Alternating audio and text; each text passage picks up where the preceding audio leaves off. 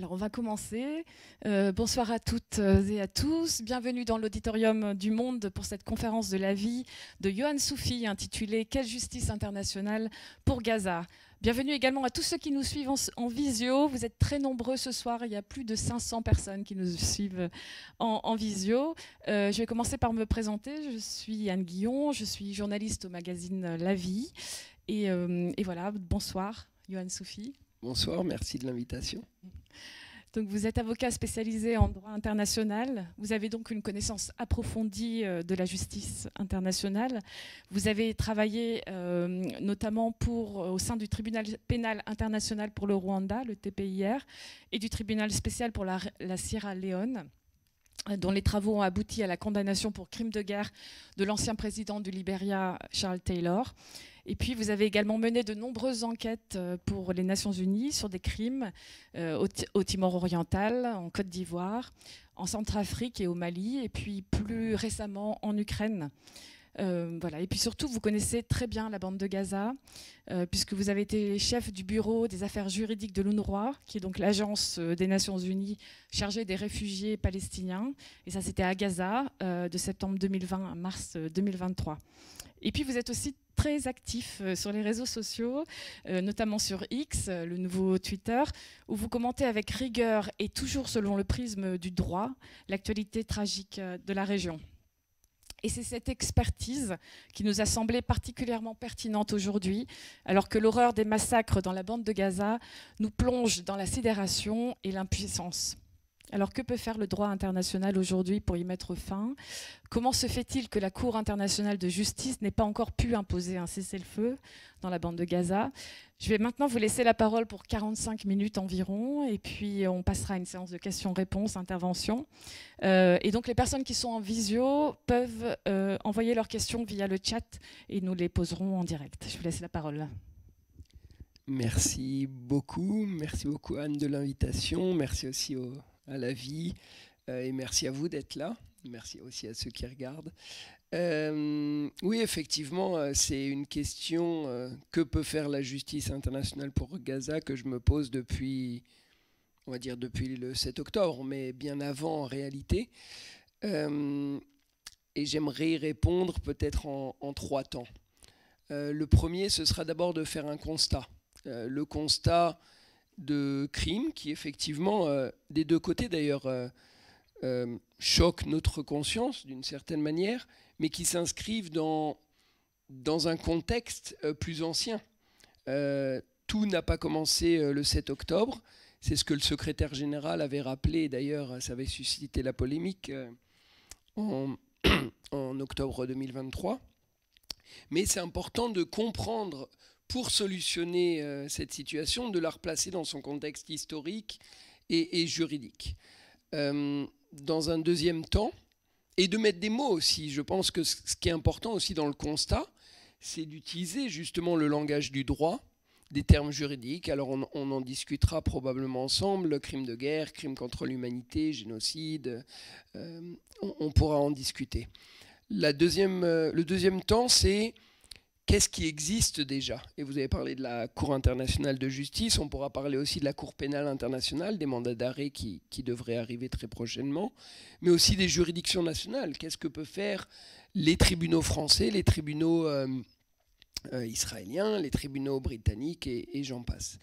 Et puis dans un troisième temps, j'aimerais élargir peut-être le débat avec vous et vous partager à la fois ma crainte et mon espoir de ce que représente Gaza et la crise aujourd'hui institutionnelle profonde que le conflit a déclenché et qui l'alimente encore aujourd'hui sur l'avenir de la justice internationale, du droit international, mais de manière plus générale des valeurs. Et à mon avis, c'est une question extrêmement importante et il y a des choses extrêmement importantes et graves qui se jouent aujourd'hui à Gaza, qui dépassent largement le conflit au Proche-Orient, mais même la région en réalité. Et pour moi, c'est vraiment on est à un carrefour aujourd'hui qui qui déterminera peut-être les 20, 30, 40 prochaines années et l'ordre mondial que l'on souhaite dessiner à l'avenir. Donc voilà, c'est ces 3 temps. Et peut-être on peut commencer d'abord avec ce qui se passe et de mettre des mots sur ce qui se passe aujourd'hui au Proche-Orient. De rappeler simplement, et c'est ce que je souhaitais faire, qu'il y a un contexte. Et que ce contexte, il est celui d'un conflit. Alors, il y a des gens qui sont aussi choqués par le fait même d'utiliser le mot conflit armé pour ce qui se passe entre Israéliens et Palestiniens, parce que pour certaines personnes, notamment des politistes, un conflit requiert une forme de symétrie entre les forces. Moi, je suis juriste et donc j'utilise les termes du droit. Et un conflit armé, en droit, c'est un niveau de violence d'une intensité suffisante et un niveau d'organisation des parties au conflit. Donc, vous pouvez très bien avoir un conflit armé totalement asymétrique et qui est quand même qualifié de conflit. Et c'est important d'utiliser ce terme parce que c'est ça aussi qui va déclencher une certaine application du droit. On parle par exemple de droit international humanitaire, on parle de civils et de combattants dans le langage commun.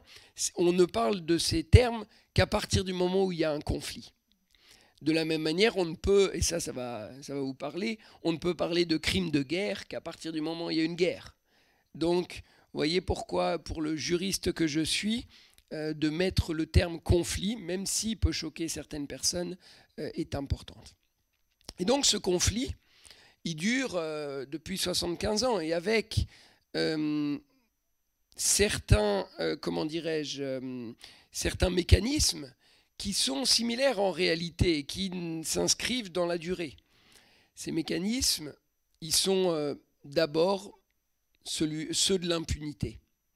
Et l'impunité, ça veut dire, en termes très concrets, d'avoir des crimes et des criminels et qui n'ont pas à répondre de leurs actes devant des juridictions quelles qu'elles soient et qui ne font pas l'objet de sanctions.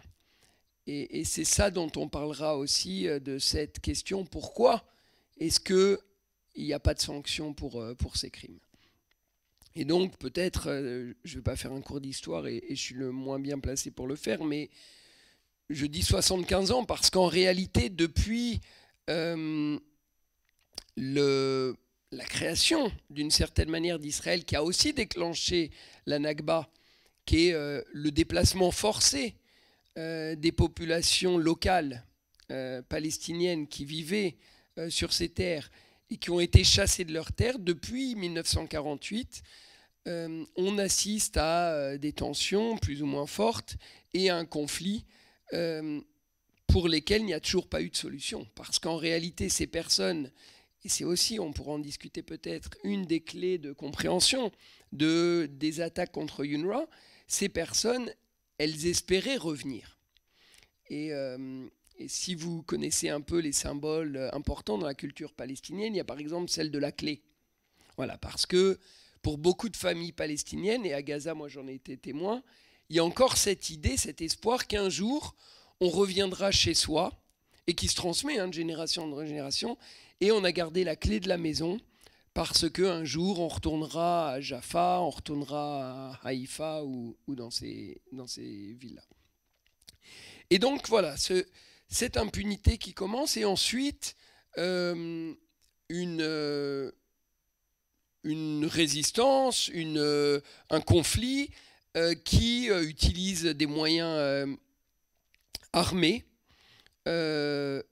parfois légaux, parce que la résistance en droit international est une méthode légitime de conflit, et parfois aussi illégaux, et qui commettent des crimes des deux côtés.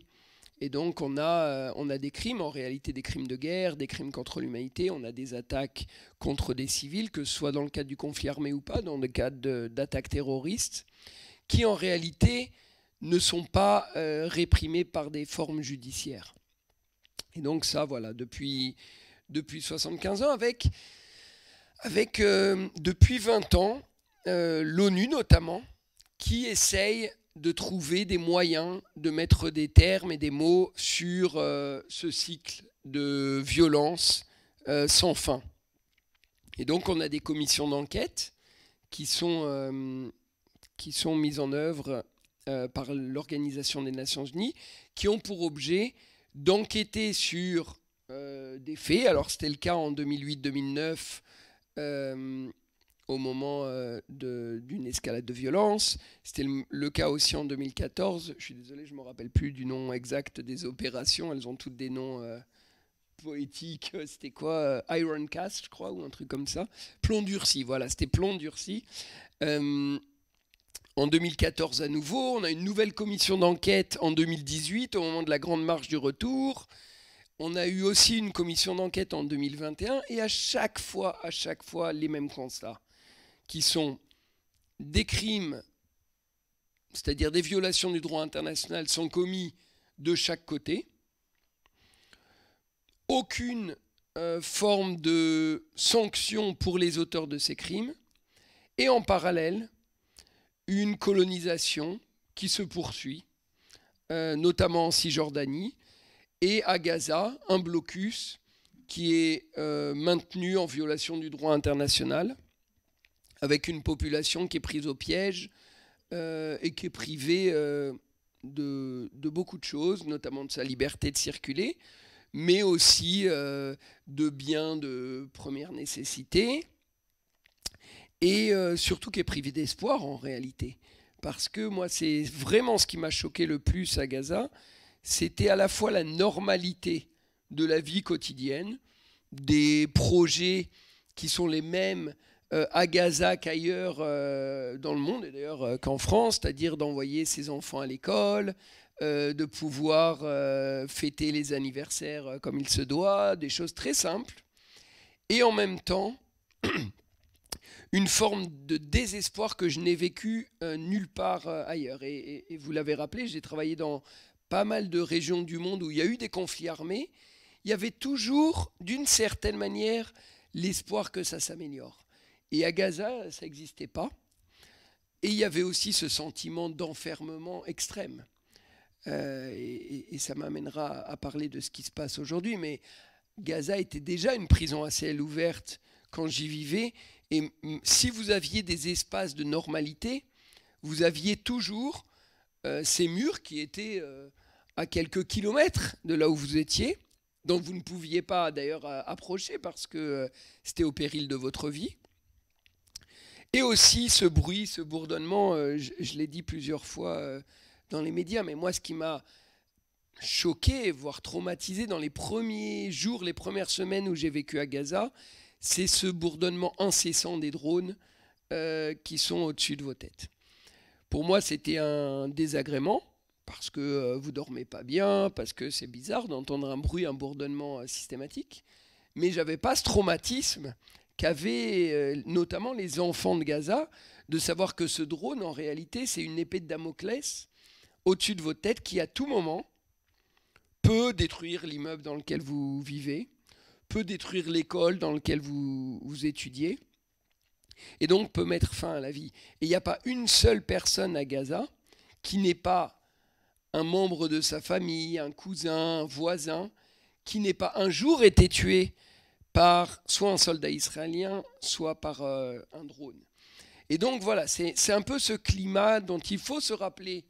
Quand moi j'ai quitté Gaza à l'été 2022, où vous avez un peu cette normalité, mais qui n'est pas normale.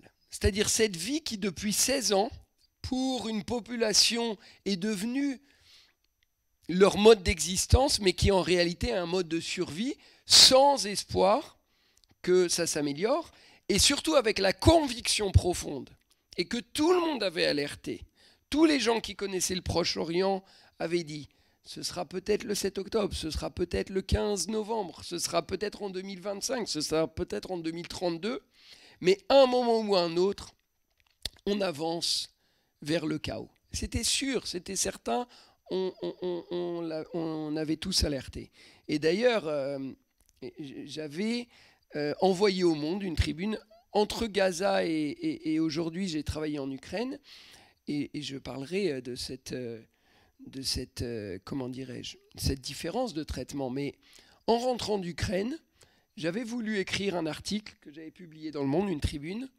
J'avais dit, il se passe quelque chose à Gaza, il va se passer quelque chose, et il faut que la justice internationale intervienne parce que c'est le seul moyen aujourd'hui, c'est le seul acteur qui peut empêcher le pire.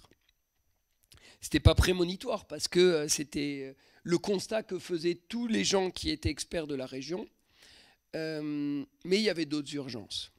Et bref, le 7 octobre arrive et des massacres sans nom.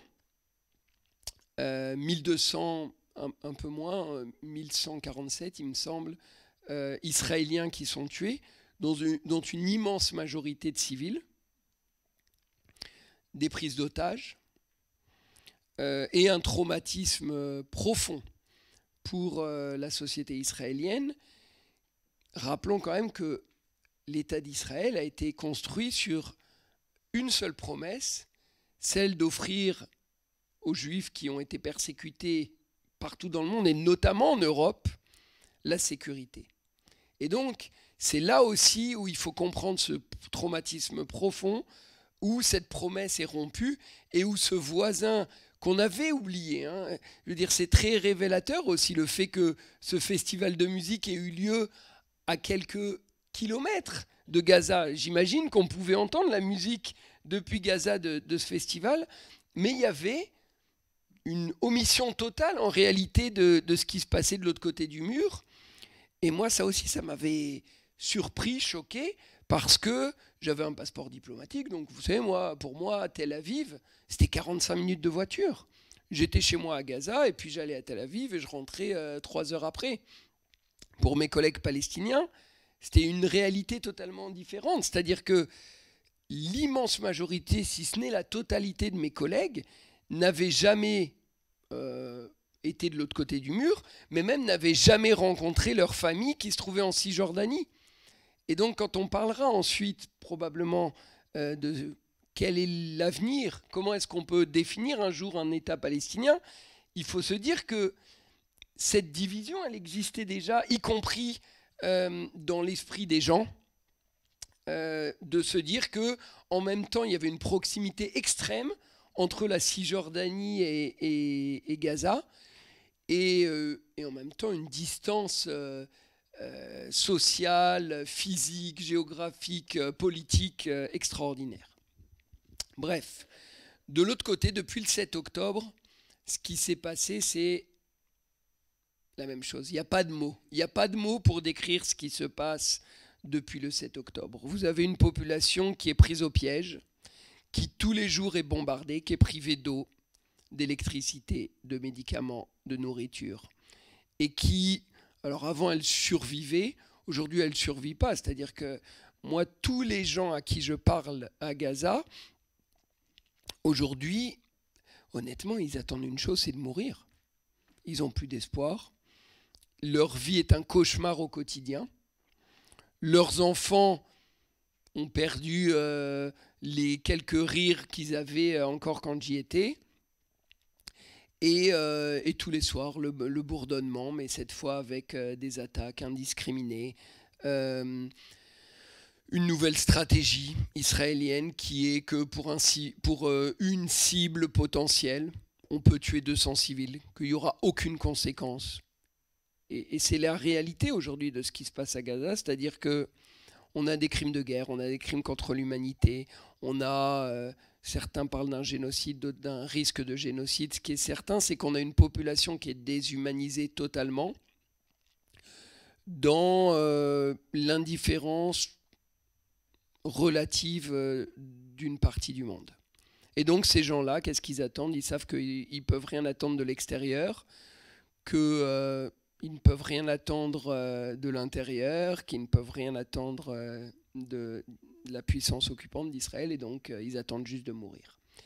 Voilà, c'est un peu le paysage extrêmement triste, quasi apocalyptique, que mes anciens collègues, que mes amis, que moi d'une certaine manière vivons, alors à différentes échelles, depuis 10 mois, depuis 11 mois, et le 7 octobre, ça fera 1 an, avec toujours l'idée de se dire, non mais là, c'est la goutte qui fera déborder le vase, c'est enfin une prise de conscience de ce qui se passe. Et à chaque fois les mêmes mécanismes, et on pourra en parler, et moi je ne suis pas expert de ça, mais je le disais dans les médias, les mêmes mécanismes. Oui, les chiffres du Hamas. Oui, mais une cible a été attaquée, donc aujourd'hui on ne sait pas exactement ce qui se passe. On sait exactement ce qui se passe. On sait exactement ce qui se passe parce qu'on voit les cartes satellites, parce qu'on reçoit les témoignages, parce qu'on voit les vidéos, mais on préfère l'ignorer. Et donc, ça c'est le constat. Maintenant, que peut faire la justice internationale ? Et ça c'est la deuxième partie de la discussion. La justice internationale, elle peut faire à la fois beaucoup et pas grand-chose. Le premier point qu'il faut se rappeler, c'est qu'il n'y a de justice internationale qu'à partir du moment où les autorités qui doivent normalement apporter la justice aux victimes ne remplissent pas leur rôle. Sinon, il n'y a pas de justice internationale. On ne parle pas de justice internationale pour des faits qui ont lieu en France, parce qu'on va devant les tribunaux français. Donc ça veut dire 2 choses. Ça veut dire, 1, qu'il n'y a pas de justice palestinienne. Pour une bonne raison, c'est qu'il y a une puissance occupante et qu'on nie même l'existence d'un peuple palestinien, alors sans parler même d'un État palestinien. Donc il ne peut pas y avoir de justice de l'État palestinien pour les Palestiniens. Et il y a une justice israélienne qui fonctionne très bien pour certaines choses, pour offrir une justice civile, administrative, pénale aux Israéliens, mais qui n'offre aucune justice aux victimes palestiniennes. Alors que, et on pourra en parler aussi, c'est une des exigences de la puissance occupante, c'est-à-dire qu'à partir du moment où vous êtes une puissance occupante, votre obligation, au regard du droit international, c'est-à-dire des conventions de Genève, c'est d'assurer la sécurité du territoire que vous occupez, et deuxièmement, d'offrir une justice équitable aux personnes qui sont sous votre domination, sous votre occupation.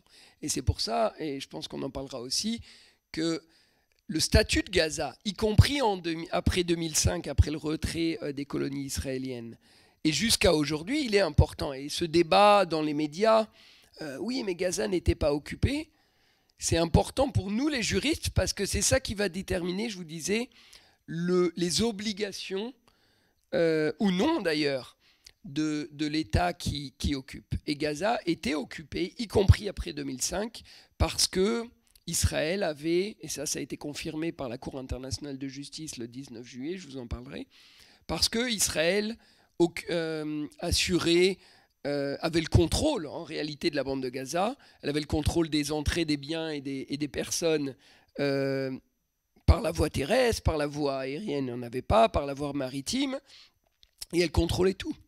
Donc, la justice israélienne, normalement, aurait dû apporter une forme de justice aux victimes, y compris palestiniennes, aux victimes israéliennes pour l'attaque du 7 octobre.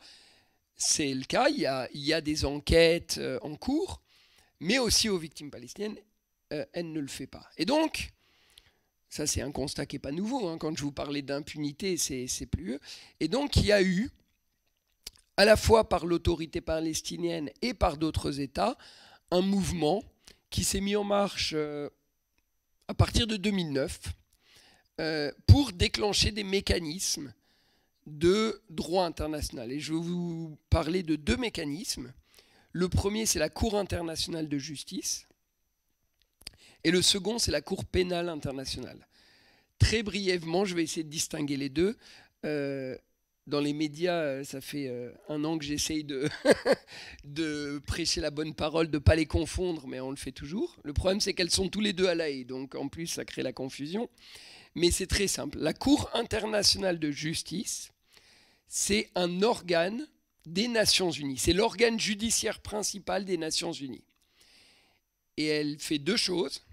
La première, c'est de trancher les différends entre États. C'est-à-dire que si vous avez un conflit entre deux États sur une frontière, sur un bateau qui transportait des marchandises ou sur quelque chose de plus important, une guerre, vous pouvez aller devant la Cour internationale de justice et lui demander de trancher le différend. C'est une manière d'apaiser la société internationale en évitant que ce différend, ce conflit, se règle par les armes. La deuxième fonction de cette Cour internationale de justice, c'est de rendre des avis qui ont une valeur consultative à la demande d'un des organes des Nations Unies, généralement de l'Assemblée générale des Nations Unies, c'est-à-dire tous les États du monde qui ont un siège, ou du Conseil de sécurité, qui est l'organe des Nations Unies en charge de la paix et de la sécurité. Et vous savez, avec 5 membres qui ont un droit de veto, 5 membres permanents, dont la France. Donc voilà, ça c'est cette Cour internationale de justice. Elle traite de questions étatiques et des différends entre États. Vous avez une deuxième juridiction qui est beaucoup plus moderne et qui n'a rien à voir avec l'ONU, qui est la Cour pénale internationale. Et vous l'entendez dans le mot, il y a le mot pénal. C'est-à-dire qu'elle a été conçue comme un tribunal pénal, c'est-à-dire un peu comme ce qu'on pourrait avoir en France avec une juridiction pénale. Et elle juge des individus, elle ne juge pas des États. Et pourquoi je vous dis qu'elle est détachée du système des Nations Unies? Parce qu'en réalité, elle ne fonctionne que sur la base d'un traité qui s'appelle le Statut de Rome, qui a été voté en 1998. Et donc, seuls les États qui veulent y participer ratifient ce traité. Aujourd'hui, il y en a 125 et sont tenus par les dispositions de ce traité. Avec un bémol, et j'y viendrai, ou en tout cas un aspect technique, c'est que cette Cour, elle est compétente pour juger les auteurs de crimes, et pour 3 crimes, crimes de guerre, crimes contre l'humanité ou génocide. Et pour qu'elle soit compétente, il faut soit que le crime ait eu lieu sur le territoire d'un État qui est parti à ce statut, soit par un individu qui a le passeport, qui est un ressortissant de cet État. D'accord ? Ça, c'est les 2 juridictions dont on va parler maintenant. Et je vais commencer par la Cour internationale de justice. Et qu'est-ce qu'elle a fait pour le conflit israélo-palestinien? 2 choses. La première, c'est les avis. Je vous disais, elle peut recevoir des questions de la part des organes des Nations Unies. Et en 2004, l'Assemblée générale des Nations Unies demande à la Cour internationale de justice de rendre un avis sur le mur de séparation qu'Israël est en train de construire entre les colonies, notamment, et le reste de la Cisjordanie. Et la Cour internationale de justice rend son avis, c'est le 9 juillet 2004, premier avis, où elle explique, 1, qu'effectivement Israël est la puissance occupante, qu'à ce titre, elle a des obligations légales, et notamment de ne pas acquérir des territoires qui ne lui appartiennent pas et qu'elle occupe simplement pour des raisons militaires. L'occupation militaire, elle n'est pas interdite en droit international. Quand il y a une guerre, vous avez le droit d'occuper temporairement le territoire de l'État avec lequel vous êtes en guerre. Mais c'est avec des conditions bien précises, notamment qu'elles soient temporaires, parce que sinon, ce n'est plus une occupation, c'est une annexion. Et ce que dit la Cour internationale de justice, c'est que le tracé du mur qui est en train d'être construit par Israël, il crée de facto une occupation permanente, puisqu'il y a une colonisation qui se met en place, il y a un mur qui est construit sur les territoires palestiniens, et ce que dit aussi la Cour internationale de justice, qui est très important en 2004, c'est que ce peuple palestinien, il a un droit en tant que peuple, notamment le droit à l'autodétermination, et que la colonisation israélienne porte atteinte à ce droit des Palestiniens d'avoir ce droit à l'autodétermination qui est reconnu par le droit international. Dernier point, parce que je sais que ça a fait l'objet de débats aussi en France notamment, la Cour internationale de justice rappelle, parce qu'Israël en réalité justifiait la construction de ce mur par son droit à l'autodéfense. Et elle disait, moi je construis ce mur pour me protéger d'attaques de la part des Palestiniens. Et ce que dit la Cour internationale de justice, c'est que l'article 51 de la Charte des Nations Unies, qui permet à un État d'utiliser la force armée pour se défendre, ne peut pas être invoqué en Cisjordanie, puisqu'Israël est la puissance occupante et qu'on ne peut pas se défendre contre un peuple qu'on occupe, contre un territoire qu'on occupe. Et c'est important parce qu'effectivement, ça a fait ensuite l'objet de débats et où vous avez des juristes qui disaient « mais Israël n'a pas le droit de se défendre à Gaza, en tout cas pas le droit d'invoquer l'article 51 ». Et ça a choqué beaucoup de gens qui disaient « mais attendez, comment ça, la population est massacrée et il n'a pas le droit de se défendre ?» Ce n'était pas ce que voulaient dire les juristes. Ce que voulaient dire les juristes, c'est bien évidemment, il y a un droit de protéger sa population, mais il n'y a pas le droit d'invoquer l'article 51 de la Charte, qui est restreint à certaines circonstances, notamment une agression extérieure de la part d'un État. Donc voilà, ça c'est l'avis de 2004. Et en 2024, donc très récemment, 20 ans après, ça avait commencé fin 2022, les États de l'Assemblée générale se rendent compte qu'en réalité, depuis 2004, rien n'a été fait pour mettre en œuvre les conclusions de la Cour internationale de justice, qui à l'époque déjà alertait sur le fait qu'en réalité, on n'était plus dans une occupation, mais dans une colonisation et une annexion par la force des territoires palestiniens. Et donc, dans son avis, elle demandait à Israël de cesser cette colonisation et deuxièmement de détruire le mur qui était construit en violation du droit international.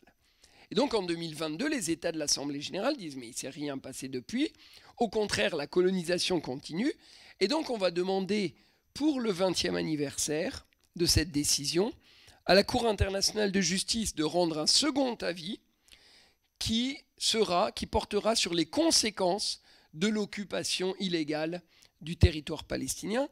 Et c'est probablement, ça vous en avez entendu parler parce qu'on en a parlé pas mal dans les médias, l'avis du 19 juillet 2024 qui, et d'ailleurs avec Anne, on en a discuté dans un article qui est disponible sur Internet, mais qui était un avis historique. Historique à plusieurs égards. D'abord parce que plus de 50 États ont demandé à participer à la procédure et à s'exprimer à la fois par le biais de mémoires écrits, mais aussi lors de plaidoiries.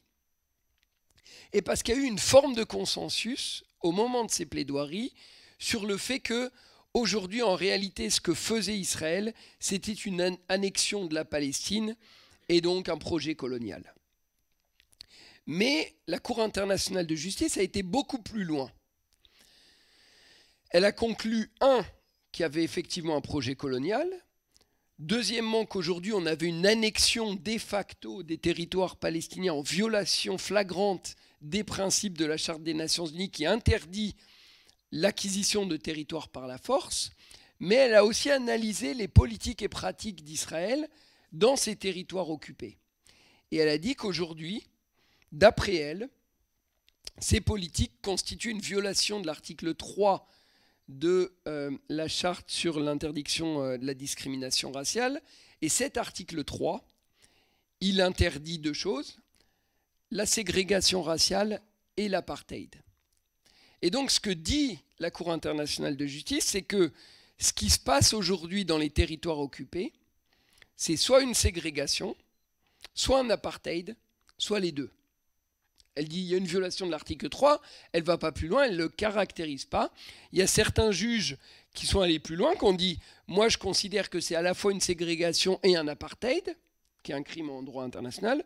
D'autres qui ont dit « moi je ne peux pas aujourd'hui, sur la base des éléments que j'ai, caractériser est-ce que c'est un crime de ségrégation raciale ou d'apartheid, ce sera un autre tribunal de le qualifier ». Mais en tout cas, il y a un consensus au sein des juges, en tout cas une quasi-unanimité, 14 juges sur 15, qui considère qu'aujourd'hui, on peut qualifier les pratiques israéliennes, notamment par exemple le fait qu'il y ait deux droits différents qui s'appliquent dans ces territoires sous occupation, un droit pour les Palestiniens, un droit pour les colons, qu'il y a aussi un accès à la propriété qui est différent. Voilà, toutes ces choses font que la Cour considère qu'aujourd'hui, il y a ces politiques. Et donc, ce que dit la Cour en conclusion, c'est trois choses. La première, toutes ces pratiques politiques, coloniales et discriminatoires, sont en violation flagrante du droit international. Deuxièmement, aujourd'hui, Israël doit décoloniser. Ça veut dire que, comme c'est une violation du droit international, pour être en conformité avec le droit international, Israël doit retirer l'ensemble de ses colonies de ses territoires, retirer sa population et rendre aux populations palestiniennes qui ont été spoliées leurs biens, leur territoire. Et si elle ne peut pas le faire, elle doit les indemniser et réparer le préjudice. La troisième conclusion, c'est que tous les États des Nations Unies, puisque c'est l'organe judiciaire des Nations Unies, ont l'interdiction de se rendre complices de ces violations du droit international et l'obligation de prendre les mesures qui sont en leur pouvoir pour faire cesser cette violation du droit international. Et donc là, c'est important aussi pour, par exemple, des campagnes de boycott, de sanctions, de désinvestissement, parce qu'en réalité, ce que dit la Cour internationale de justice, c'est non seulement, par exemple, une campagne comme BDS n'est pas illégale, ça, à la fois la Cour de cassation et la Cour européenne des droits de l'homme l'avaient déjà confirmé quelques années auparavant, mais elle dit... Juste redire ce qu'est la campagne BDS. Ah oui, pardon, c'est boycott, désinvestissement et sanctions. C'est des campagnes de la société civile qui appellent à boycotter pour certains les produits qui proviennent des colonies, pour d'autres tous les produits qui viennent d'Israël en raison des violations flagrantes du droit international. Et il y a eu une contre-campagne, en réalité, pour criminaliser ce genre d'action. Et déjà, je vous l'ai dit, la Cour européenne des droits de l'homme avait dit à la France qui avait condamné, ou en tout cas, il y avait eu des circulaires de la part du ministre de la Justice pour sanctionner ce type de pratique, avait dit non, c'est la liberté d'expression.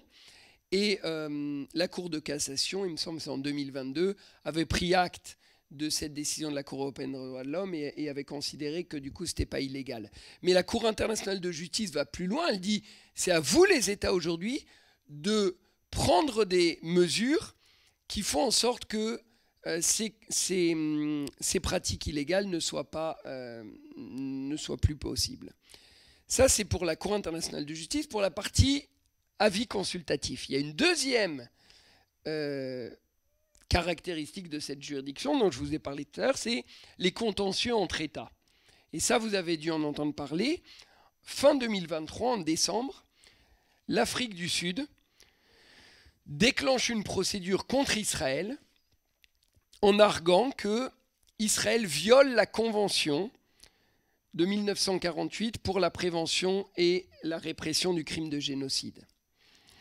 Et donc, ça, ce n'est pas non plus quelque chose qui est nouveau, dans le sens où, par exemple, la Gambie, en 2019, avait entamé une procédure similaire contre Myanmar, c'est-à-dire contre la Birmanie, pour la violation de la Convention. En gros, ce que dit l'Afrique du Sud,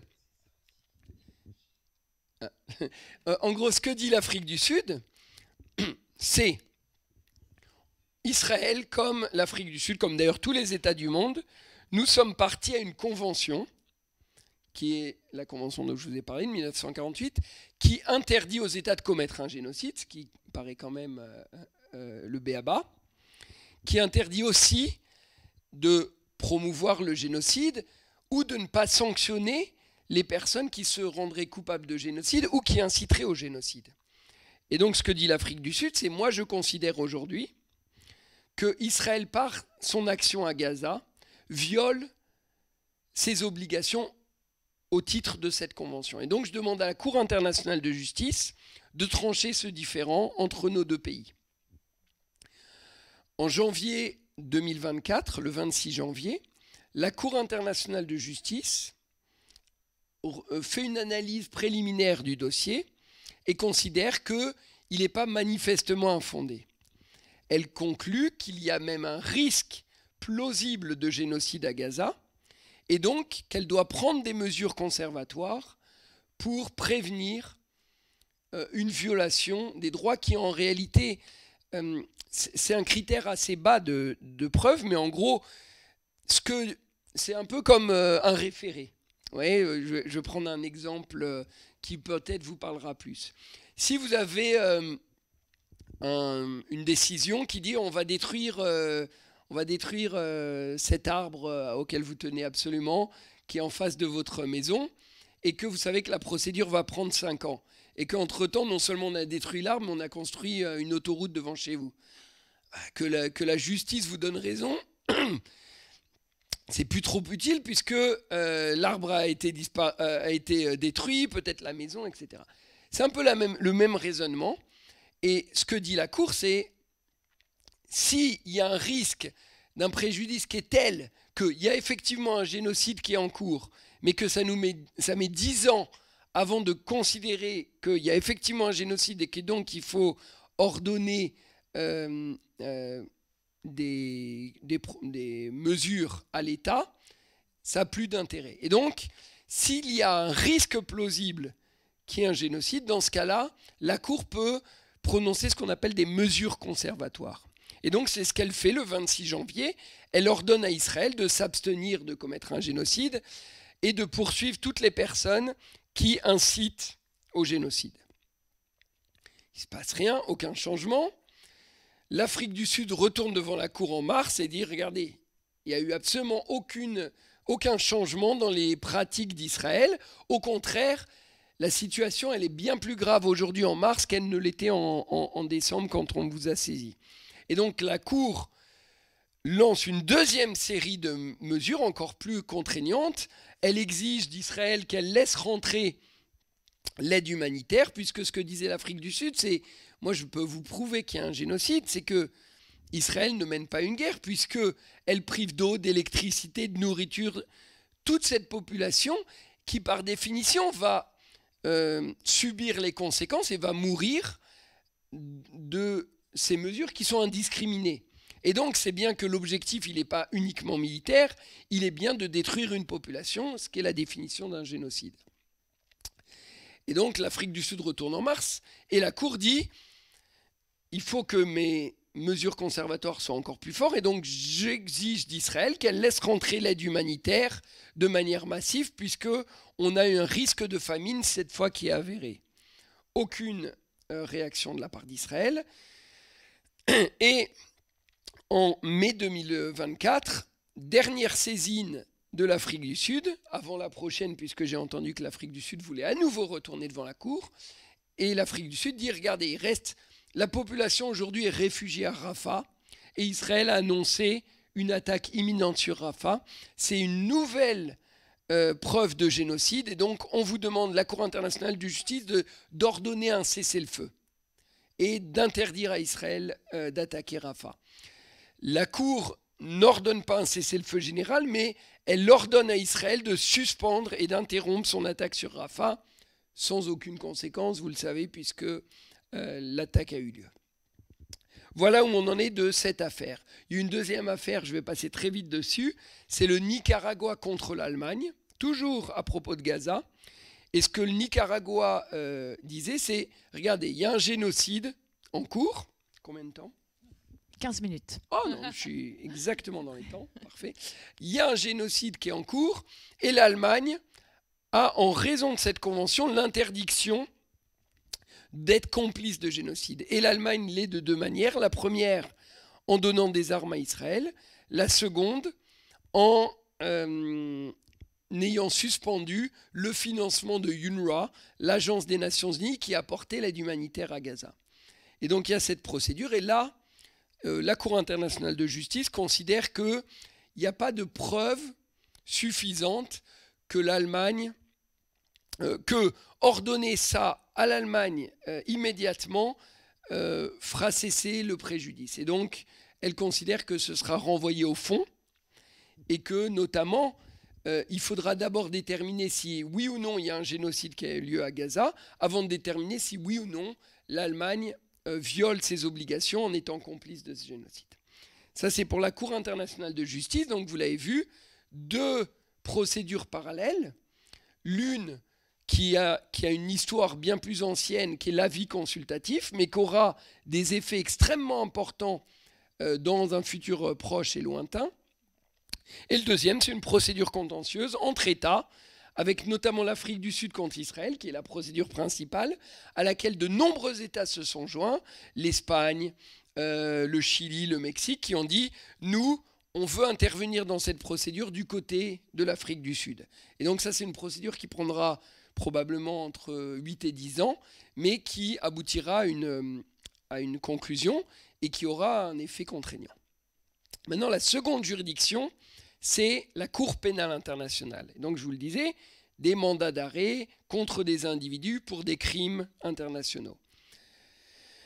Pareil, une histoire qui ne date pas du 7 octobre. En réalité, dès 2009, la Palestine veut obtenir justice d'une certaine manière et saisit le procureur de l'époque, qui est Luis Moreno Ocampo, en disant « Israël commet des crimes de guerre en Palestine ».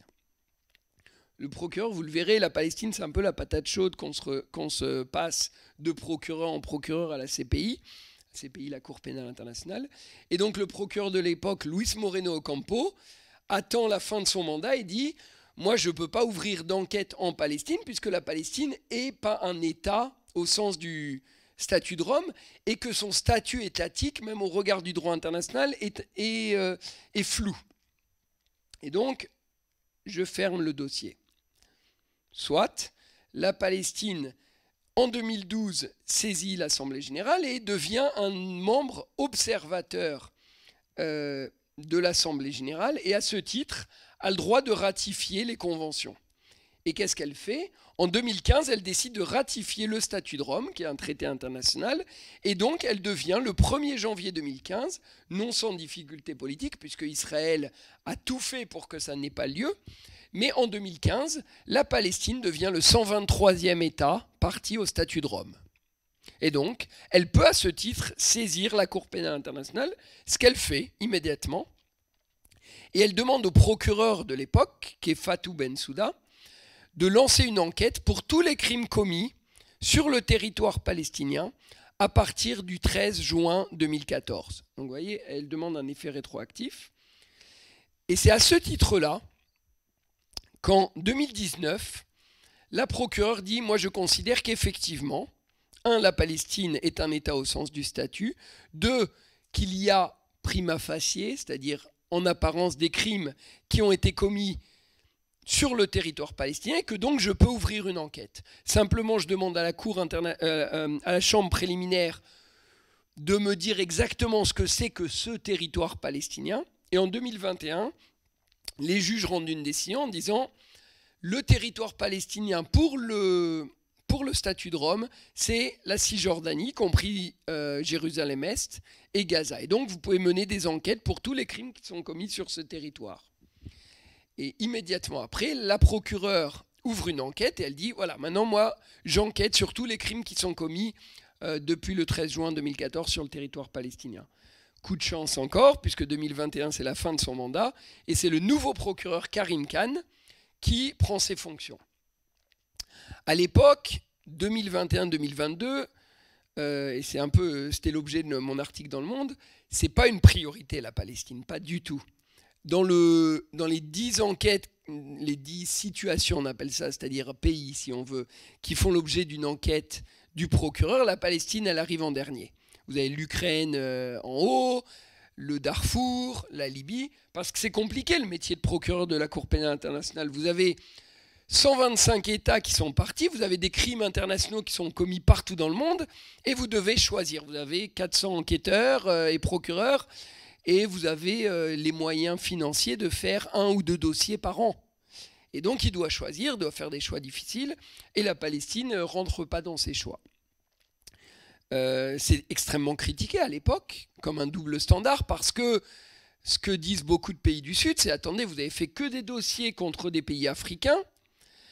Enfin, en 2023, pardon, vous lancez un mandat d'arrêt contre Vladimir Poutine. Donc enfin, ce n'est pas un pays africain et c'est un dirigeant d'une grande puissance.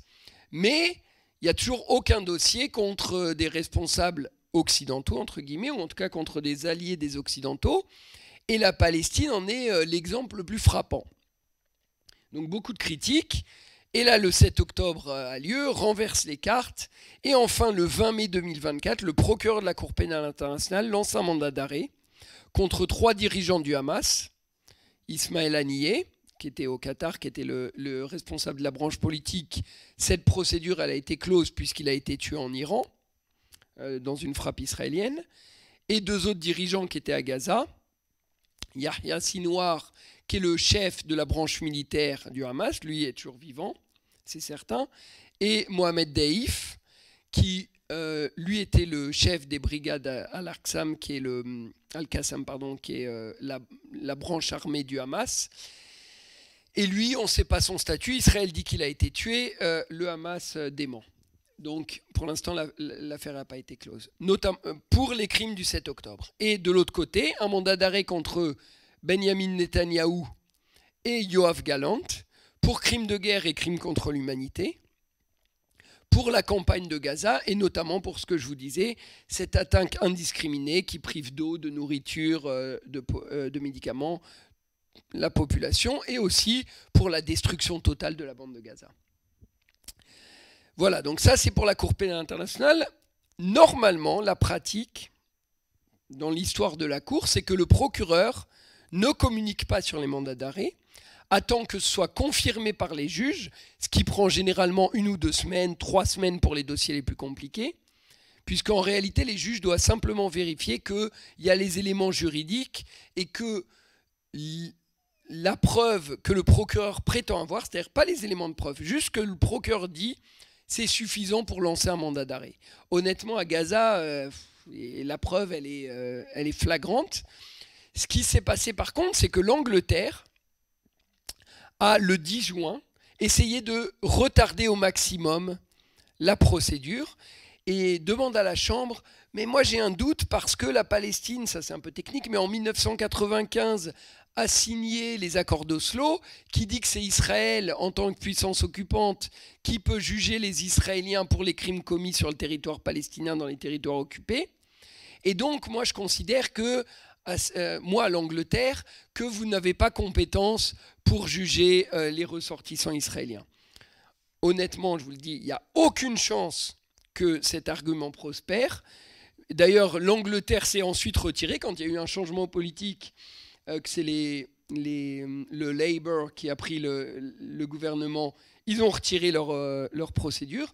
Mais aujourd'hui, c'est ça qui fait que depuis mai, on n'a toujours pas d'actes d'accusation qui ont été officiellement lancés, en se rappelant tout de même que derrière les rideaux, il y a des pressions extraordinairement importantes, des menaces, des tentatives de corruption probablement, de la part notamment d'Israël, mais aussi des Américains qui ne s'en cachent pas, pour mettre un terme à ces mandats d'arrêt. Il y a aussi, le procureur l'a suggéré, d'autres pays, je ne sais pas, France peut-être. Il y a un article de Stéphanie Mopa qui est dans Le Monde qui est très intéressant là-dessus, l'Allemagne, peut-être le Canada, je ne sais pas. Mais il y a des pressions extrêmement importantes et donc c'est aussi à cette lumière-là qu'il faut lire ce qui se passe aujourd'hui. Voilà, ça c'est pour que peut faire la justice internationale. Maintenant, je vous avais promis dans les 5 dernières minutes qui me restent, c'est ça ? Oui, c'est ça à peu près. Mais quel avenir ? Le droit international a une particularité, je sais, il crée beaucoup de frustration, c'est qu'en réalité, il n'a la puissance qu'on lui octroie. Il n'y a pas de police internationale, il n'y a pas d'armée internationale. Et donc, quand la Cour internationale de justice rend une ordonnance qui est contraignante, quand les conventions de Genève disent quelque chose qui est extrêmement clair, qui est ne ciblez pas les civils, quand la Cour pénale internationale lance un mandat d'arrêt, les seuls qui peuvent rendre effectif cette procédure ou cette force contraignante, ce sont les États, parce que ce sont eux qui ont la puissance. Et donc ça crée des frustrations parce qu'on me dit, mais la Cour internationale de justice, est-ce que c'est obligatoire son ordonnance d'obliger l'aide humanitaire de rentrer à Gaza? Bien sûr.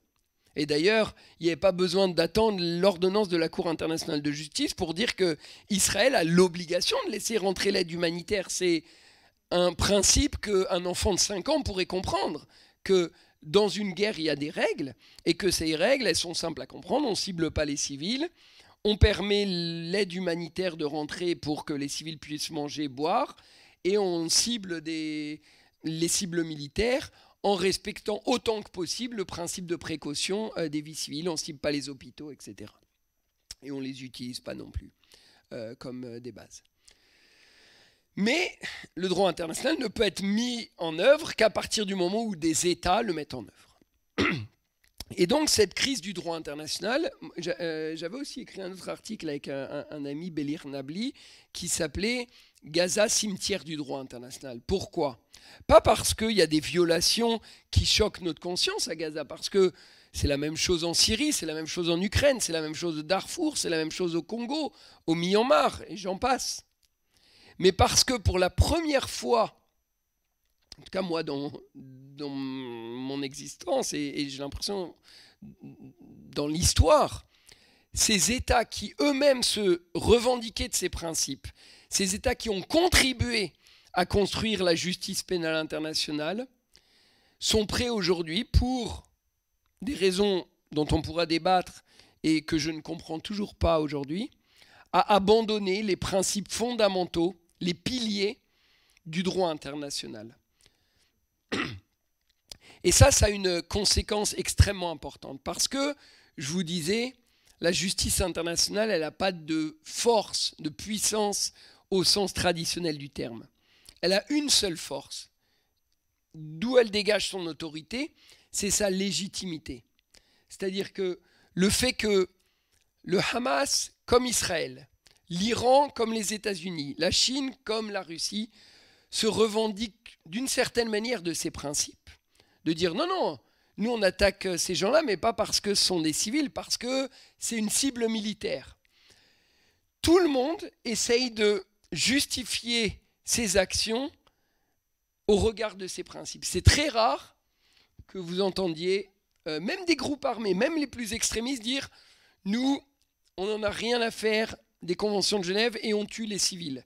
À chaque fois, il y a une justification, une déshumanisation, un raisonnement juridique artificiel de dire « non, non, on n'attaque pas les civils. Ça, c'est un hôpital qui est devenu une cible militaire. Non, on ne tue pas des civils le 7 octobre. Ce sont tous des occupants ou des réservistes.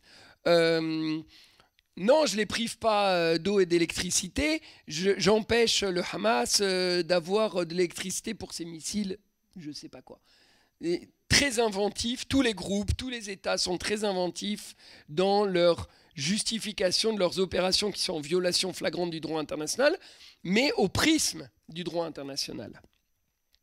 Or, pour la première fois, notamment avec ce qui se passe à la CPI, les pressions, pareil, c'est toujours les États occidentaux et les États d'Amérique latine aussi qui avaient beaucoup soutenu la Cour pénale internationale et qui l'a financée et qui avait, avec l'Ukraine notamment, donné un énorme boost à la justice internationale et au droit international.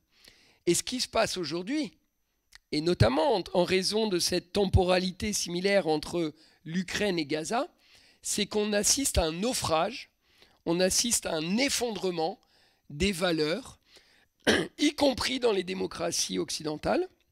Les États-Unis, je les mets à part parce que dès 2003, avec l'invasion de l'Irak, ils avaient expliqué qu'en gros, les règles ne s'appliquaient pas pour eux.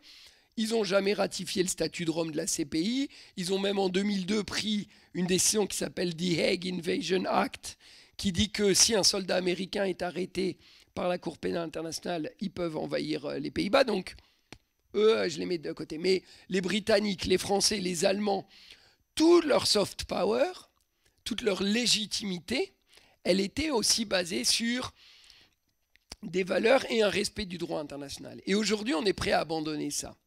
Alors, c'est à la fois extrêmement dangereux Et d'une certaine manière, un peu comme le 7 octobre, on allait y arriver à un moment ou à un autre. Pourquoi c'est dangereux? Parce que quand on n'a plus de valeurs communes, quand il n'y a plus un instrument, un langage commun entre Iraniens et Israéliens, entre Chinois et Américains, en réalité, le seul langage, c'est la force. Et donc, c'est celui qui sera le plus fort. Et donc, comment est-ce que vous expliquez à un État de ne pas se doter de l'arme nucléaire si en réalité, il sait que c'est sa seule chance de survie? Comment est-ce que vous interdisez à un groupe armé d'attaquer des civils si de l'autre côté, vous avez considéré qu'en réalité, bon, dans certains cas, on peut détruire un hôpital ou on peut attaquer une école? Il n'y a plus de raison. C'est la loi du plus fort. Et donc, on revient à cet ordre qui, en réalité, plusieurs fois, a plongé le monde vers l'abîme et voire à menacer l'humanité de son extinction. Mais je disais quand même une lueur d'espoir. Je ne veux pas non plus déprimer tout le monde avec l'automne qui commence, mais une lueur d'espoir parce qu'on allait y arriver. Parce qu'on avait un système de droit international qui est fondé sur 3 piliers. Le premier, c'est de prévenir les conflits. Ça, c'est le rôle du Conseil de sécurité. Le deuxième, c'est les conventions de Genève. Lorsqu'on ne peut pas prévenir le conflit, d'essayer d'humaniser la guerre. Le troisième, c'est de sanctionner les auteurs de ces violations avec la Cour pénale internationale. Et je disais, on allait y arriver parce que il y a un péché originel d'une certaine manière. Il y a un système fondamentalement injuste qui fait que 5 États, par exemple, ont un droit de veto et qu'aujourd'hui, on n'a pas de résolution du Conseil de sécurité parce que les États-Unis lèvent la main ou on n'a pas pu lancer une mission de maintien de la paix en Syrie parce que les Russes levaient la main et que, pareil avec l'Ukraine.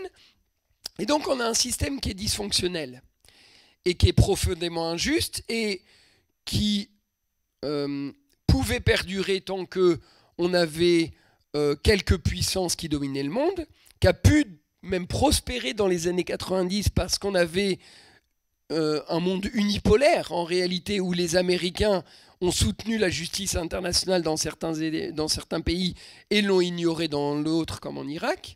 Mais ce monde n'existe plus.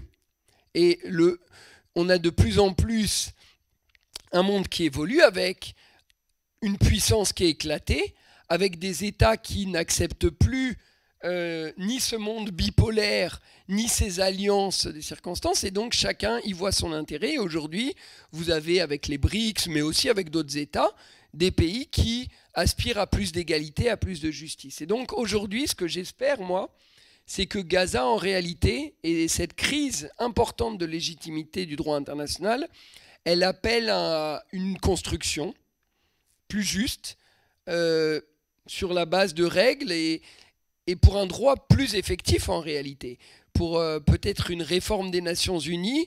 Et moi, ce que j'entends beaucoup, et je conclurai là-dessus, c'est, vous savez, et je disais ça tout à l'heure, je m'étonne quand même que Gaza et la Palestine aient un écho si universel. C'est bizarre, non? Pourquoi l'Afrique du Sud? L'Afrique du Sud, c'est pas un État musulman. Il n'y a pas d'intérêt au Proche-Orient. Et donc, il y avait tout à perdre en réalité à faire cette procédure parce qu'il va y avoir des représailles importantes de la part des États-Unis notamment. Pourquoi est-ce qu'en Bolivie, il y a des gens avec un kéfier? Pourquoi est-ce qu'au Japon, il y a un mouvement si fort en faveur des Palestiniens? C'est bien que ça dépasse le conflit religieux, voire même territorial qu'on veut nous faire croire. Et qu'en réalité, ce qui se passe aujourd'hui à Gaza, ça appelle à des valeurs et qui sont partagées partout dans le monde. Et donc c'est ça un peu moi qui me donne de l'espoir aujourd'hui, c'est de voir, malgré les répressions importantes, malgré la censure, y compris dans les médias français, je veux dire, ça interroge toute une crise, on en parlera aussi. Comment est-ce qu'on a pu renoncer à tant de valeurs, liberté de la presse, liberté d'expression, liberté d'association, pour un conflit qui est si lointain? C'est bien que ça questionne d'autres choses. Et aujourd'hui, j'ai l'impression que Gaza est un peu le baromètre de cet ordre international, de cette légitimité à laquelle beaucoup de gens aspirent et qui donc peut-être demain sera la première étape d'un monde un peu plus juste C'est mon espoir, et puis l'espoir aussi que les gens qui sont là, les gens qui écoutent, y contribuent. Voilà, merci beaucoup. Merci beaucoup, Johan Sophie, c'était limpide. Merci. Alors, on va commencer les questions. Est-ce qu'il y a des questions dans la salle? La priorité quand même à ceux qui sont venus. Ou des commentaires, hein, si vous n'êtes pas d'accord. Des interventions? Non? Alors, je vous laisse un peu de temps. Il y a pas mal de questions déjà sur le chat. Et notamment, donc, la première question, j'ai lu qu'il y a 4000 binationaux franco-israéliens dans l'armée israélienne à Gaza. Y a-t-il des sanctions possibles quand ils rentreront en France? Très bonne question, et qui me permet d'oublier un des éléments de la justice internationale qu'on essaye de développer. C'est ce qu'on appelle la compétence universelle. Et ça me permet de montrer une autre forme d'hypocrisie et de double standard, qui est la suivante. La France est probablement le pays du monde le plus avancé en termes de procédure au titre de la compétence universelle. C'est quoi la compétence universelle en 2 mots? C'est les États considèrent qu'il y a des crimes tellement graves que les critères de compétence traditionnels, c'est-à-dire le fait que la victime soit un Français, ou que l'auteur d'un crime soit un Français, ou que le crime ait eu lieu en France, ne s'appliquent plus, et qu'on puisse y poursuivre des gens pour des non-français, pour des crimes qui n'ont pas eu lieu en France, pour des victimes qui ne sont pas françaises. Et c'est pour ça que la France, par exemple, a lancé des procédures pour le génocide au Rwanda, pour les crimes contre l'humanité qui ont eu lieu en Syrie, pour récemment des crimes qui ont eu lieu durant la guerre civile au Libéria, et on est extrêmement proactif. Sauf que ça marche qu'à une seule condition. C'est que lorsque nos propres nationaux commettent des crimes internationaux, des crimes de guerre ou des crimes contre l'humanité, on les poursuive également. Or, effectivement, il y aurait environ 4000 Français, c'est-à-dire personnes qui ont un passeport français aujourd'hui qui combattent au sein de l'armée israélienne, et la nature des crimes commis par Israël à Gaza est telle qu'il y a forcément des Français qui sont impliqués dans ces crimes. Qu'est-ce que je veux dire?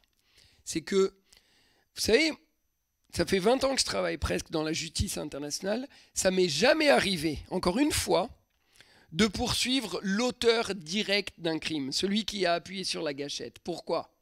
Parce que la justice internationale, elle vise les plus hauts responsables. Donc souvent les responsables politiques ou militaires. Ce qui veut dire que, en termes communs, sont des complices. Et donc, parfois ils sont complices parce qu'ils donnent des ordres, parfois ils sont complices parce qu'ils ne punissent pas les soldats qui ont commis des crimes, parfois ils sont complices parce qu'ils fournissent une assistance. Il est impossible qu'aujourd'hui, il n'y ait pas un Français à Gaza qui ne soit pas complice, par exemple, de la restriction de l'aide humanitaire, qui est un crime de guerre et un crime contre l'humanité. Et donc forcément, il y a des Français aujourd'hui qui sont impliqués dans ces crimes internationaux, et il est du devoir des autorités françaises, quand je dis devoir, ce n'est pas un devoir moral, un devoir juridique, une obligation légale, pour les juridictions françaises d'enquêter pour savoir quels sont ces individus français qui ont commis ces crimes internationaux. Et donc effectivement aujourd'hui, et j'ai lu dans Le Monde aujourd'hui, que le parquet, le PNAT, donc le parquet national antiterroriste, qui aujourd'hui chapeaute les enquêtes sur les crimes contre l'humanité, a clos l'enquête contre un Français qui, sur TikTok, il me semble, ou en tout cas sur les réseaux sociaux, rigolait des tortures qu'il avait infligées à des Palestiniens, et a clos cette procédure. Et donc, vous voyez comment l'hypocrisie et le double standard que j'évoquais au niveau étatique, il a aujourd'hui des conséquences très concrètes, y compris dans les procédures nationales. Et je peux vous le dire, je le vois moi tous les jours dans ma pratique, les gens me disent, mais quelle légitimité vous avez à juger un Libérien pour des crimes commis au Libéria en 1990, si vous jugez même pas vos propres ressortissants qui aujourd'hui encore commettent des crimes à Gaza? Plus aucune. Et donc, cet affaiblissement dont je parlais, c'est non seulement un affaiblissement des valeurs, mais très concrètement aujourd'hui, d'États qui peut-être demain diront moi je ne veux plus coopérer avec les juridictions françaises parce que vous êtes des hypocrites. Et l'État a aussi un peu cafouillé sur cette histoire, non? Au début, le Quai Le- d'Orsay n'était pas... Bien sûr, c'est-à-dire que l'État a cafouillé. Le Quai d'Orsay, enfin, c'est pas cafouillé d'ailleurs. Le Quai d'Orsay a été extrêmement clair qu'il ne voulait pas poursuivre les ressortissants français. Et un des gros problèmes du parquet en France, c'est que le PNAT, il dépend du ministre de la Justice. Et donc, quand vous avez un gouvernement qui fait tout pour mettre les freins à la responsabilité des auteurs de crimes à Gaza, a fortiori s'ils sont des nationaux, j'ai pas beaucoup d'espoir. J'ai espoir dans les victimes, parce que je sais qu'il y a des associations qui vont pousser. J'ai espoir dans les juges, parce qu'ils sont indépendants, mais j'ai pas d'espoir dans le pouvoir politique. Mais ça, c'est en France comme ailleurs, hein. Pas de questions pour l'instant dans le public. Alors, une question sur la Cour internationale de justice. Il y a deux questions même. Quels ont été les succès de la CIJ dans le passé? Et donc une autre question qui revient là-dessus et qui dit, a-t-on un exemple passé pour un autre conflit dans lequel les préconisations de la CIJ pour faire cesser une violation du droit international ont été prises d'effet? Alors c'est une très bonne question qui nécessite une connaissance approfondie de la CIJ. Je dirais il faut réfléchir à ce qu'on entend par efficacité aussi. D'abord, de rappeler que c'est extrêmement nouveau qu'un État en poursuive un autre pour des violations qui ne concernent pas ses propres citoyens. C'est la Gambie en 2019 pour Myanmar. C'est le Canada et les Pays-Bas contre la Syrie pour les crimes de torture en 2021, il me semble, et l'Afrique du Sud en 2023. Donc, on est vraiment, je vous l'ai dit, la Cour internationale de justice existe depuis 1945. On est dans le tout début d'une nouvelle ère d'États qui défendent des valeurs universelles, y compris en allant au conflit politique, diplomatique à l'encontre d'un autre État. Maintenant, la Cour internationale de justice, oui, dans le passé, elle a eu des décisions extrêmement importantes, on va dire, mais pour un État contre un autre. Je pense par exemple récemment aux îles Chagos, où c'était l'île Maurice qui demandait aux Britanniques de leur rendre un territoire qui leur appartenait. La Cour internationale de justice a dit, oui, effectivement, c'est un territoire qui appartient à l'île Maurice. Et donc aujourd'hui, il n'y a plus de discussion, il n'y a plus de débat sur à qui appartient ce territoire. Ça, c'est très fréquent dans l'histoire de la Cour. Elle a rendu beaucoup de décisions contraignantes. Maintenant, sur les avis consultatifs, non. Parce qu'ils n'ont pas d'effet contraignant et que donc c'est principalement aux États ensuite de le mettre en œuvre. Il y a eu un avis consultatif sur les armes nucléaires, il y a eu un avis consultatif sur, je vous l'ai dit, le mur. Mais il y a quand même des effets. C'est-à-dire qu'aujourd'hui, par exemple, si quelqu'un dit bah non, mais Gaza n'est pas occupé, bah, je peux vous le dire, c'est le paragraphe 49. Voilà. Il y a la plus haute juridiction internationale qui a déjà tranché. Donc c'est même plus un débat juridique. Aujourd'hui, si des gens mènent une campagne BDS, ou même s'ils parlent d'apartheid, bah oui, ils sont légitimes. Parce que la Cour internationale de justice, les plus hauts magistrats qui existent dans l'ordre international, ont dit qu'effectivement, il y avait une violation de l'article 3. Donc, c'est totalement légitime d'utiliser ces termes. Donc, le boycott devient quelque chose de tout à fait légal. Enfin, il y a pas légal, légitime, légitime. Et donc, ça, c'est important aussi parce que vous savez, ce dont les gens ont peur, c'est de dire des choses qui ne sont pas correctes légalement. Je le vois, moi, j'ai d'une certaine manière cette chance dans les débats où, je ne dis pas que je me retranche, mais je sais les mots que j'utilise parce que j'en connais la définition et j'en connais l'interprétation juridique. Et donc, si quelqu'un me dit « mais non, il n'y a pas de génocide à Gaza », ça sera un débat pour les juridictions. Mais le fait qu'il y ait un risque de génocide, ça a été constaté. Donc, l'utilisation du mot génocide est légitime. L'utilisation du mot apartheid est légitime. On pourra dire si oui ou non c'est un état d'apartheid, ça sera un débat politique. Mais le débat juridique de est-ce qu'il y a une violation de l'article 3, il a été tranché. Donc voilà, ça c'est des choses importantes. Mais donc génocide et pas risque de génocide. On n'est pas. Enfin, vous voyez. Non, après. Ah ouais, alors après, ça aussi, mon expérience me dit que c'est impossible de déterminer quand est-ce qu'un génocide commence. le génocide au Rwanda, pour le tribunal pénal pour le Rwanda, c'est le 6 avril 1994. Est-ce que ça veut dire que le 5 avril, quand toutes les machettes sont amassées, c'est pas le début du génocide? Est-ce que ça veut dire que toute la campagne de déshumanisation des Juifs en Allemagne en 1936, en 1939, si on considère que le génocide a débuté, je dis n'importe quoi, en 1941, avant, non, donc c'est très délicat de dire comment, quand est-ce qu'on a un risque de génocide, quand est-ce qu'on a un génocide qui commence. Et c'est impossible aussi, ou très difficile, de distinguer le crime d'extermination comme un crime contre l'humanité, qui figure dans l'acte d'accusation du procureur de la CPI, et le génocide. Donc, pour moi, j'ai aucun problème avec des gens, qui soient juristes ou non, qui disent « moi, je considère qu'aujourd'hui, il y a un génocide à Gaza ». Et de la même manière, des gens qui disent « moi, je considère aujourd'hui qu'on est probablement dans les crimes contre l'humanité et peut-être pas encore dans le génocide puisque je ne suis pas encore sûr de l'élément intentionnel de tous les individus. » C'est ça. Est-ce que vous pouvez peut-être nous donner cette définition? Quelle est la différence entre donc un génocide, un crime contre l'humanité et un crime de guerre, des crimes de guerre? Ok. Alors, les trois peuvent être les mêmes actes. La différence, c'est qu'un crime de guerre, c'est tout acte qui est en violation des conventions de Genève. Et les conventions de Genève s'appliquent lorsqu'il y a un conflit armé. Donc, un soldat qui torture un autre, c'est un crime de guerre, parce qu'on viole les conventions de Genève. Un viol dans le cadre d'un conflit armé, c'est un crime de guerre. Un meurtre de civil, c'est un crime de guerre. Maintenant, un crime contre l'humanité, c'est une attaque généralisée ou systématique contre une population civile. Et donc, ce que dit le procureur de la CPI, par exemple, c'est que à la fois le 7 octobre, comme la campagne militaire israélienne, sont des crimes contre l'humanité, puisqu'en fait, il y avait une volonté d'attaquer de manière systématique ou généralisée la population civile. Maintenant, le génocide, c'est l'intention de détruire en tout ou en partie un groupe en raison de son ethnie, de sa religion, de sa race ou de sa nationalité. Et donc, c'est compliqué parce que prenons ce qui se passe à Gaza aujourd'hui. C'est un crime de guerre, aucun doute. Est-ce qu'il y a une volonté d'attaquer de manière systématique ou généralisée la population civile gazaoui? Aucun doute.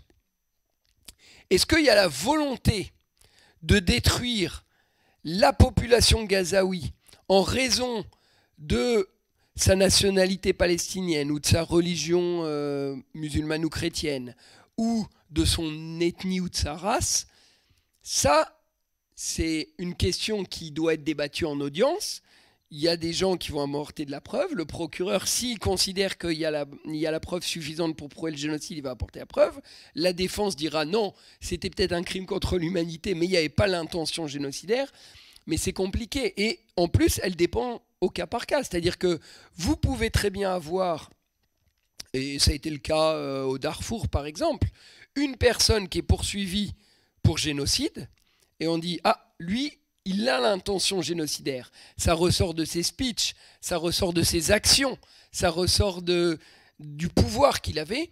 Et cette autre personne du gouvernement, elle peut être complice de crimes contre l'humanité, mais j'ai pas la preuve qu'elle avait l'intention génocidaire. Et donc, le génocide, c'est à la fois un crime global et aussi une preuve par individuel. Alors, on a des questions dans la salle. Qui a levé la première? Peut-être au premier rang, déjà. Il y a un micro, Merci.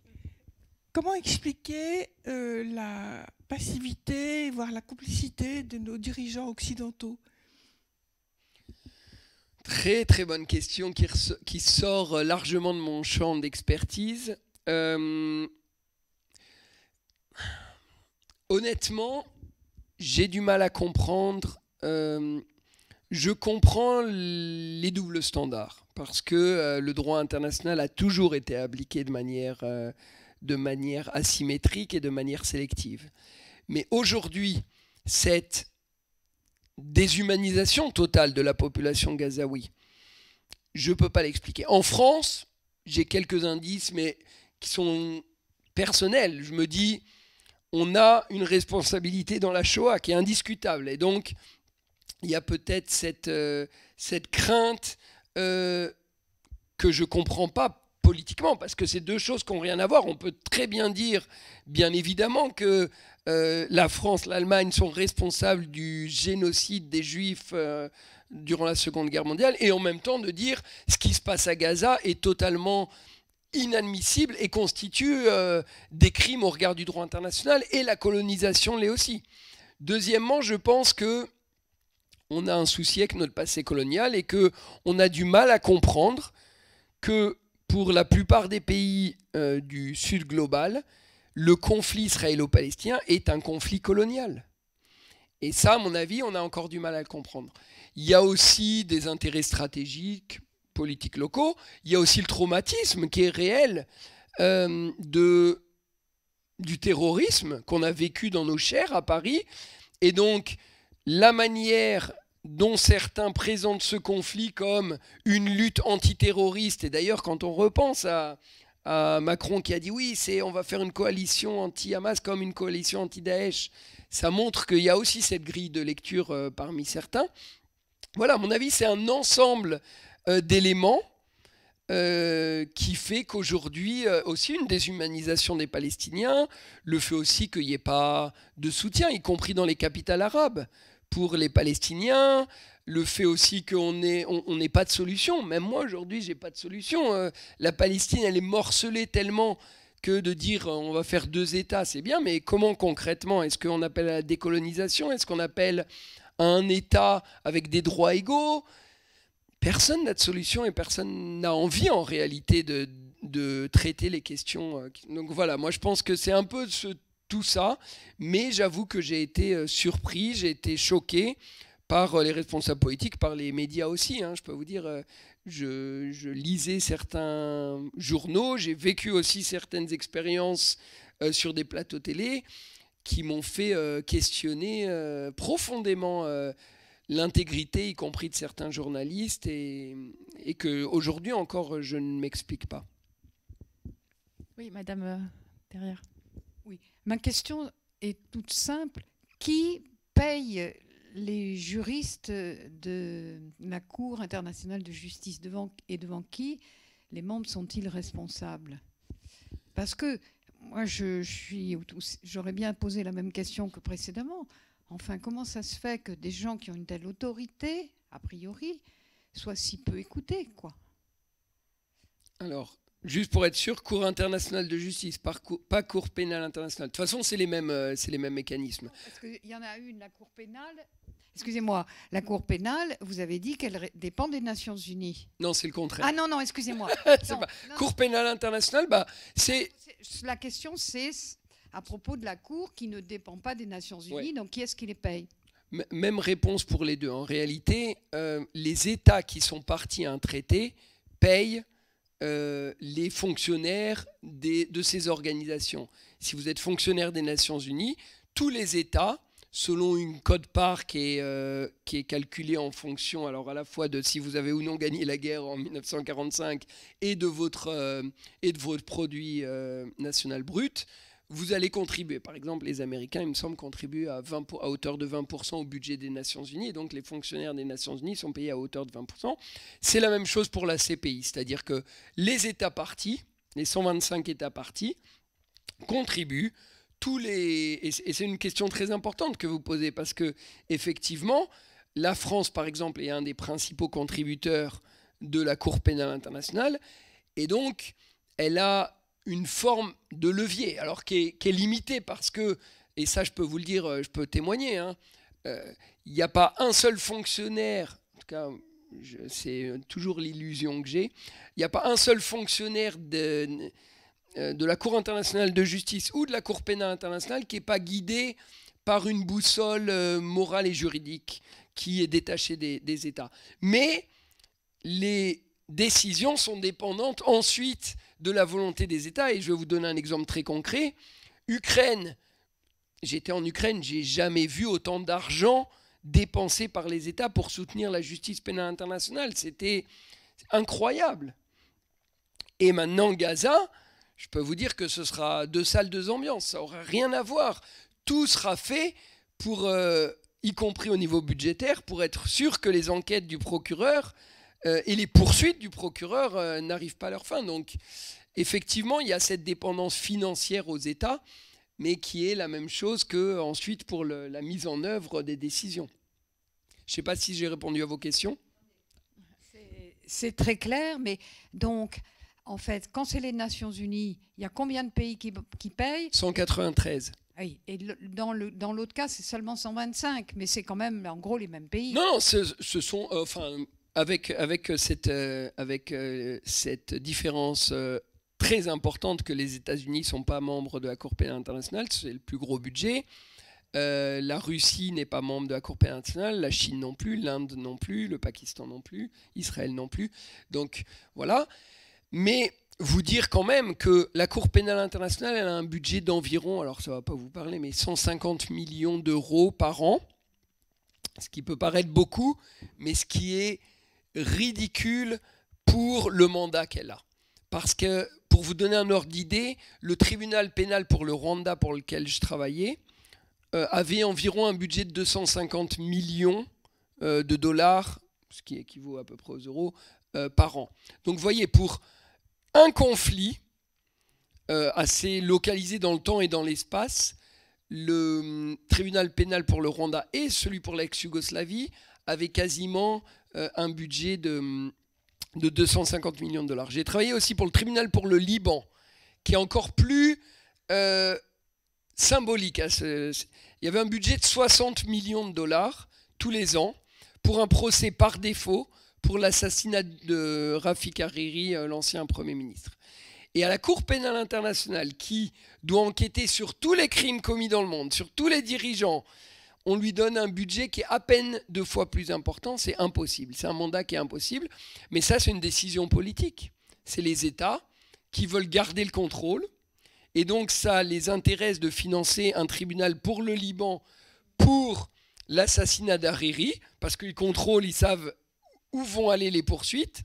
Et ça ne les intéresse pas de financer une cour pénale internationale avec un procureur indépendant qui, demain, peut lancer un mandat d'arrêt contre Vladimir Poutine. Génial, on finance. Mais aussi contre Benyamin Netanyahou, on retire. Donc voilà, c'est la réalité du contexte géopolitique dans lequel évolue la justice pénale internationale, qui demeure indépendante, mais qui évolue avec les contraintes que je viens d'évoquer. Je regardais l'heure, ça a filé. Il nous reste 5 minutes. On a une question du chat. Comment stopper les envois d'armes à Israël ? Et pourquoi ne peut-on pas arrêter ce fou de dictateur qui dirige Israël ? Est-ce qu'on peut imaginer que Benyamin Netanyahou soit un jour poursuivi ? Alors poursuivi, oui. Dans quelques jours ou quelques semaines, il y aura un mandat d'arrêt. Malgré toutes les entraves, il y aura un mandat d'arrêt de la Cour pénale internationale. Ça, je l'avais déjà dit en février. Ça arrivera, c'est sûr à 100%, et ça arrivera dans les semaines qui viennent. J'ai aucun doute là-dessus. Maintenant, ce sera la mise en œuvre. Là, ce que Benyamin Netanyahou va essayer de faire, et d'ailleurs j'ai déjà vu des informations, c'est d'essayer de dire non, on a des poursuites en Israël donc contre moi, donc vous ne pouvez pas me poursuivre. Ça ne marchera pas. Mais ensuite, il pourra moins voyager. Mais vous voyez, par exemple, Poutine, pour vous dire l'effondrement du système international, Poutine en 2023 devait se rendre en Afrique du Sud au sommet des BRICS. Il ne s'y est pas rendu parce que il y avait une forme de légitimité de la Cour pénale internationale à cette époque. Et les États-Unis, notamment, ont fait pression sur l'Afrique du Sud en disant « Attention, si vous accueillez Vladimir Poutine alors qu'il est recherché par la Cour pénale internationale, la France a fait la même pression, l'Allemagne, l'Union européenne.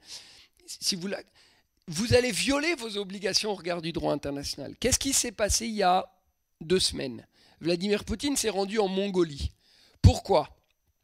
Peut-être qu'il n'y a pas les mêmes formes de pression sur la Mongolie que sur l'Afrique du Sud, mais il y a une chose qui est certaine. La Mongolie a regardé ce qui se passait et s'est dit, mais attends, en fait, ces États qui affirment des valeurs et l'importance de la Cour pénale internationale, en réalité, ils n'y croient pas vraiment. Et donc, en réalité, c'est un calcul politique. Est-ce que j'ai plus à perdre d'accueillir Vladimir Poutine ou à lui refuser de venir ? Et ils ont fait ce calcul, qui est malheureusement cynique, mais qui aujourd'hui, au vu des éléments, est réaliste, de se dire, en réalité, les États de l'Union européenne ne croient pas tant que ça à leur propre projet. Et donc, ils ne vont pas me sanctionner pour accueillir Vladimir Poutine parce que je sais qu'ils ne seront pas forcément enclins à arrêter Netanyahou s'il y a un mandat d'arrêt. Et la raison pour laquelle ils le pensent, c'est parce que certains États l'ont dit publiquement. Il n'y aura pas de sanctions pour la Mongolie? Bah, on revient toujours au même problème, c'est-à-dire que la sanction, c'est les États partis. Et donc, elle dépend de la volonté des États de les mettre en œuvre. Et l'Assemblée des États partis, comme le Conseil de sécurité des Nations Unies, s'il n'y a pas un consensus au sein des États et des pressions suffisantes, eh ben, c'est ce qu'un grand juriste italien avait appelé un géant sans bras et armes. C'est-à-dire qu'un tigre de papier, d'une certaine manière. Est-ce qu'il y a peut-être une dernière question dans la salle? Oui, madame. Alors, le micro...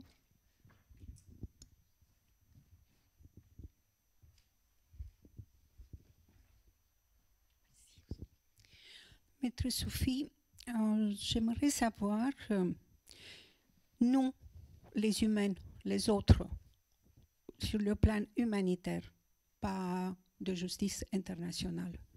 Sur le plan humanitaire, qu'est-ce qu'on peut faire pour nos amis qui vivent à Gaza? Nous avons des amis qui sont poètes, des amis qui sont peintres, des amis qui sont sculpteurs, des amis qui sont professeurs universitaires et des militants pour la paix. Ils subissent cette famine terrible. Ils sont sous le choc tous les jours. Le matin, on se réveille en pensant, en guettant leur apparition sur Facebook. Nous, les autres, qui on assiste à ce massacre, nous, on peut faire comment? Comment on peut les aider? Merci. Merci beaucoup, et ça me permet de terminer en plus sur une note positive, c'est que je vous parlais du nouveau monde qui est en train de se dessiner et de cet éclatement de la puissance. Il est aussi vrai dans les sociétés civiles, c'est-à-dire qu'on voit aujourd'hui la puissance des réseaux sociaux, on voit la puissance des individus en réalité qui échappent aux États. Et donc, d'une certaine manière, ce que chacun peut faire, je ne sais pas si vous connaissez ce proverbe du colibri, cette histoire du colibri, vous voyez, le feu de forêt, et tous les animaux de la forêt restent terrifiés et immobiles, ils ne font rien. Il y a un petit colibri qui amène une goutte d'eau, et il se moque de lui, il dit « Mais qu'est-ce que tu fais ?» Il dit « Je fais ma part ». C'est un peu ça qu'on peut faire, nous, individuellement, c'est-à-dire que les juristes, on ne peut pas faire grand-chose. Les journalistes, on ne peut pas faire grand-chose. Les individus, on ne peut pas faire grand-chose. Mais chacun peut faire sa part. Les journalistes, ils peuvent parler de ce qui se passe aujourd'hui à Gaza au lieu d'ignorer et de déshumaniser ce qui se passe. Les politiques, ils peuvent respecter leurs engagements, et nous, avec notre bulletin de vote, on peut voter pour ceux qui s'engagent pour des vraies valeurs. Nous, avec nos réseaux sociaux, ce que j'ai essayé de faire, ou en manifestant dans la rue, on peut, ou en accueillant, en regardant les artistes palestiniens, on peut faire changer les choses. Et ça, j'en suis persuadé. Parce qu'en réalité, les États ne sont que la somme de ce que nous sommes. C'est-à-dire la France n'est rien d'autre que ce que vous, moi, Anne, sommes. Et donc, voilà, d'une certaine manière, on peut faire beaucoup. Et le pire ennemi, et ce qui se passe, et ce qui déprime les Gazaouis, je peux vous le dire, c'est l'ignorance. C'est pas le fait qu'aujourd'hui, ils vivent cette situation qu'ils vivent depuis 75 ans. C'est qu'ils ont l'impression qu'en réalité, ils crient dans le vide. Et donc, ce qu'on peut faire, c'est prendre un micro, aller à une conférence, on peut s'informer, on peut lire, on peut aller à des expositions, et ça, c'est déjà beaucoup. Et croyez-moi, ça va changer les choses. Ça va changer les choses. Merci beaucoup. Merci Yohann Soufi. C'était vraiment très, très clair, et vous avez mis les mots justement cette réalité. Alors, la prochaine conférence de la vie aura lieu le 16 octobre. Donc, on va accueillir Anne-Dauphine Julian, qui est journaliste et écrivaine, pour une conférence intitulée « La force de vivre, comment la conserver face à l'épreuve ». Voilà, merci beaucoup. Merci à tous ici et à tous ceux qui sont en visio. Bonne soirée à tous. Merci beaucoup.